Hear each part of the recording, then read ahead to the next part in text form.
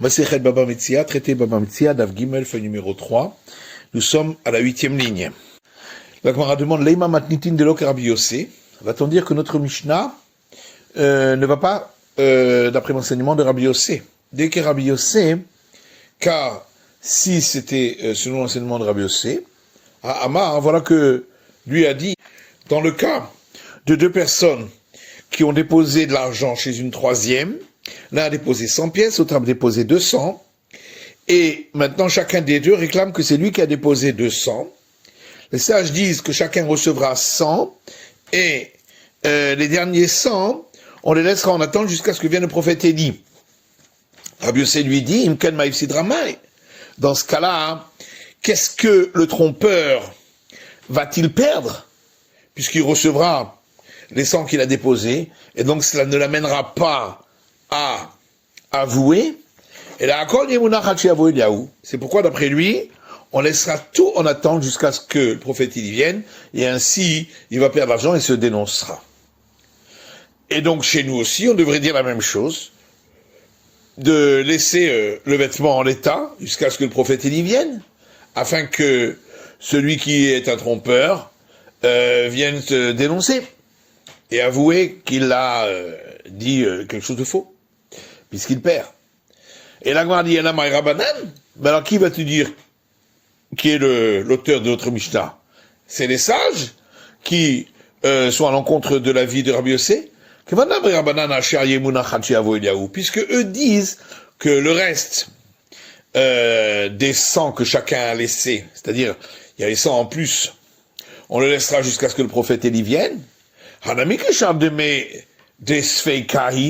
Alors d'après eux, dans notre cas du vêtement aussi, c'est considéré comme ce reste, puisque tout le vêtement est en litige. Et on devrait le laisser jusqu'à ce que vienne le prophète Élie. La Gemara dit, ça c'est quoi la question? Alors ça va bien si on dit que l'auteur de notre Mishnah c'est les sages, pourquoi? Atam de vadai haimane dechad minayhuhu amri abanani mudachati avoilaou. Parce que là-bas, où les 100 en plus, c'est sûr qu'ils n'appartiennent qu'à une seule personne. C'est pourquoi les sages n'ont pas voulu le partager, et ils ont dit on le laisse jusqu'à ce que vienne le prophète Élie.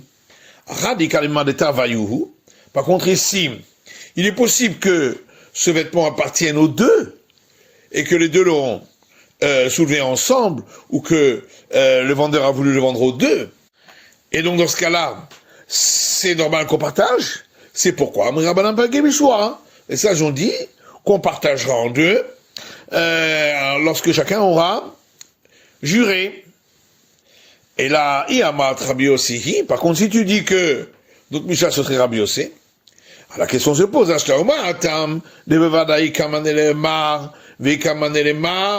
si déjà là-bas, où chacun, c'est sûr qu'il a déposé 100 pièces, Amar Rabbi Yossé, et malgré tout, sur ces 100-là que chacun a déposé, Rabbi Yossé dit aussi qu'on doit laisser jusqu'à ce que vienne le prophète Élie. Ici, où il est possible que tout le vêtement n'appartient qu'à un des deux, n'est-ce pas, à plus forte raison, qu'on doit le laisser en attente? Et donc pourquoi la Mishnah a dit qu'on le partage? Et la Gemara répond à Rabbi Yossé. Malgré tout, tu peux dire que notre Mishnah va d'après Rabbi Yossé. Pourquoi? Attends, vadaï karamai. Là-bas, hein, c'est sûr qu'il y en a un qui est un trompeur. Puisqu'il n'y a qu'un qui a déposé 200. Arami mandi karamai. Ici, qui te dit qu'il y a un trompeur? Peut-être que peut-être que les deux ont soulevé le vêtement ensemble. Et c'est pourquoi, dans notre cas, on demande le partage. Inami, hatam kanis le Rabbi Yossé le Ramay, ou bien on peut donner une autre réponse. Que là-bas, effectivement, Rabbi Yossé a sanctionné pour le trompeur, qui est ridélodé, afin qu'il en vienne à avouer, parce qu'il perd de l'argent.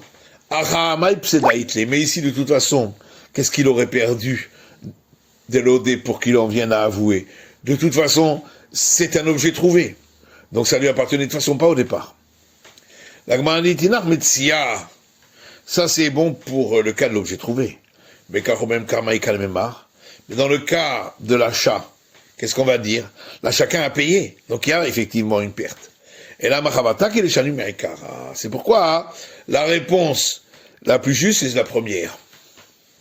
Ben Rabbi Yossé, que ce soit d'après l'avis des sages ou de Rabbi Yossé qu'on vient de voir, là-bas concernant l'épicier qui tient son carnet auquel l'employeur a dit de donner de la nourriture à son employé et qu'il le paiera. Les Katani, et on a enseigné, Zenishbar Venotel, Zenishbar Venotel. Dans le cas où l'épicier a dit qu'il lui a donné et l'employé a dit qu'il n'a pas reçu, chacun des deux viendra jurer devant l'employeur et recevra son argent. Machana de l'ambrina nafkel mamonami ba'alabayit, veillez monachachi avoyahu. Et donc la question est, pourquoi ne dit-on pas que on va faire sortir cet argent de l'employeur et qu'on le laisse jusqu'à ce que vienne le prophète Élie, comme on l'a dit dans le cas des personnes qui avaient déposé l'argent. Puisque c'est sûr qu'il y a un trompeur. Amré, on répond, là-bas la raison est la suivante. Parce que l'épicier dit à l'employeur,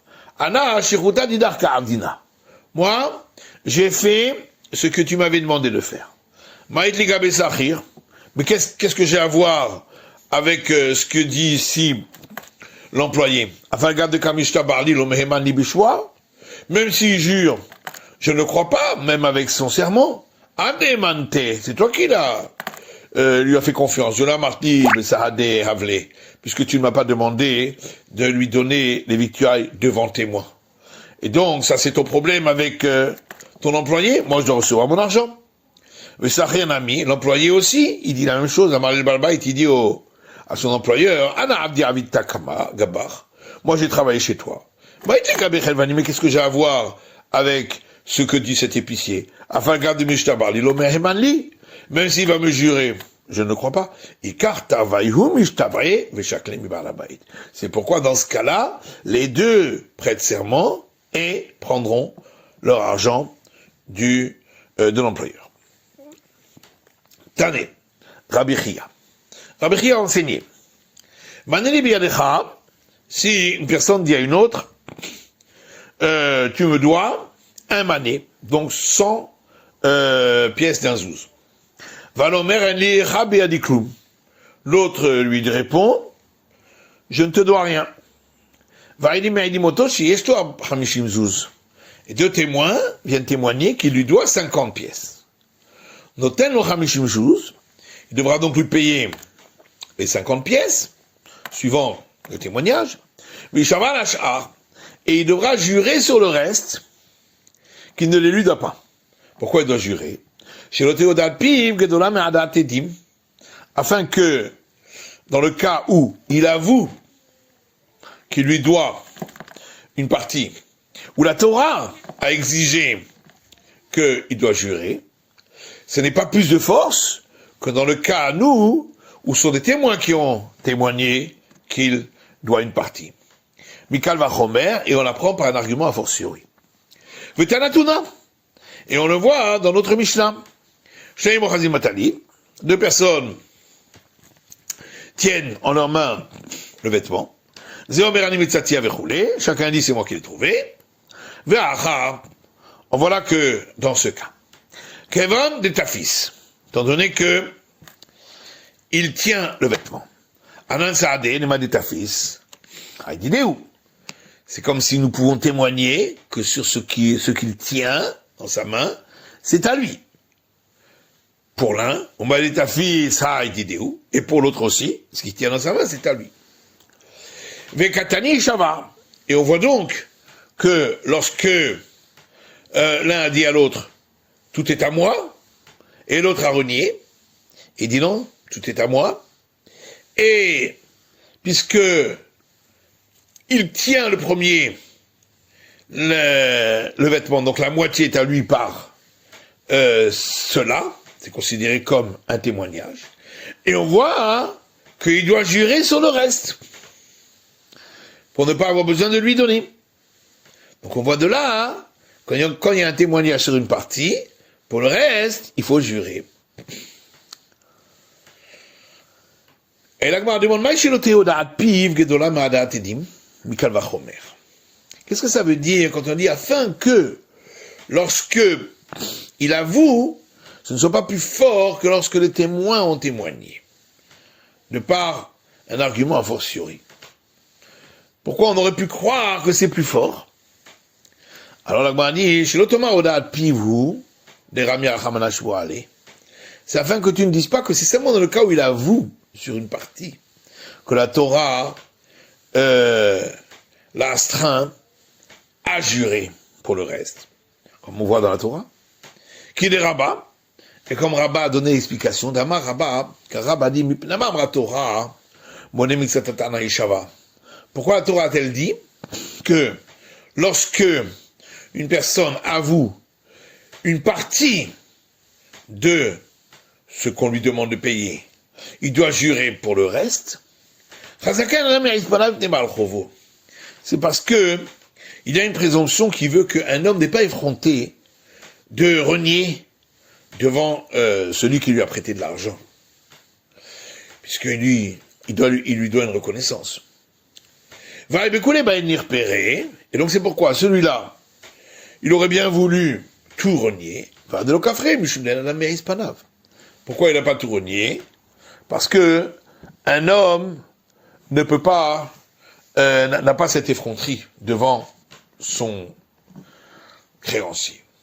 Et c'est pourquoi il aurait bien tout avoué. Mais pourquoi il n'a pas tout avoué? Parce qu'il se dérobe de lui. Ça va d'avouer zouzae ou parardélé. Parce qu'il se dit, de tant que j'ai tout cet argent pour lui rembourser, je lui rembourserai le reste. Et donc, il n'est pas suspecté de voler. Simplement, il est en attente de paiement. C'est pourquoi la Torah dit qu'on le va jurer afin qu'il en vienne à avouer sur le tout. Mais on aurait pu croire que dans le cas où c'est deux témoins qui sont venus témoigner, qui lui doit une partie, mais lui il a tout renié. Donc on ne peut pas dire, ce qu'on vient de dire, qu'un homme n'est pas effronté devant son créancier, puisqu'on voit bien qu'il a été effronté et qu'il a tout renié. Et malo, peut-être dans ce cas-là, on ne lui imposerait pas de serment, puisque il est suspecté, donc, sur l'argent, donc il sera suspecté également pour le serment, de faire un serment à faux. Comment je parle là, Kalvachomer? Et c'est pourquoi on a besoin de l'argument a fortiori. Et quel est cet argument a fortiori? C'est le suivant. Si déjà, lorsqu'il avoue, ou ça ne le rend pas, ça ne l'oblige pas à payer, mais ça l'oblige à jurer pour le reste. Lorsque ce sont les témoins qui ont dit qu'il doit une partie, ou là il doit payer, et Nodin, n'est-ce pas à plus forte raison qu'il doit jurer pour le reste? La Gemara dit, est-ce que lorsque lui-même il avoue, il n'a pas l'obligation de payer sur ce qu'il a avoué? Voilà, nous avons une règle qui veut que une personne qui avoue, c'est considéré comme sans témoin. Et la Gemara répond, Maman Knas. Quand on a dit qu'il n'a pas besoin de payer l'argent, il s'agit d'un argent qui est une sanction. Parce qu'on ne paye pas lorsqu'on avoue. Et donc, on donne l'argument a fortiori suivant. Si déjà, un aveu qui ne l'oblige pas à payer une sanction, malgré tout, lorsqu'on avoue une partie, on doit jurer sur le reste. Et lorsqu'il s'agit d'un témoignage de témoins qui, eux, l'obligent à payer une sanction, et dans n'est-ce pas qu'ils l'obligeront à jurer sur le reste? Et la Gemara dit, on peut remettre en question cet argument a fortiori en disant, mal épip sheken mechayvo korban, que l'aveu est plus fort. Parce que sur un aveu, après avoir fait un faux serment, on doit apporter un sacrifice. Thomas Be'aedim, alors que lorsqu'il s'agit de témoignages, de témoins, She'en mechavim oto korban, ça n'oblige pas à devoir apporter le sacrifice. Et la Gemara dit halokashia. Ça c'est pas une question. Rabbi Chia qui Rabbi Meir sirali. Parce que Rabbi Chia lui pense comme Rabbi Meir. Damar edin mechavim oto korban mikal vachomer. Qui pense que les témoins aussi peuvent l'obliger à devoir apporter un sacrifice en utilisant l'argument a fortiori. Parce qu'il y a une Mishnah qui dit si deux témoins sont venus dire à une personne, tu as mangé des graisses interdites, ce qui le rend passible d'un sacrifice lorsque c'était involontaire. Et lui dit non, j'ai pas mangé de cela. Rabbi Meir Mechayev, Rabbi Meir dit qu'il doit apporter un sacrifice, et les sages en dispensent. Rabbi Meir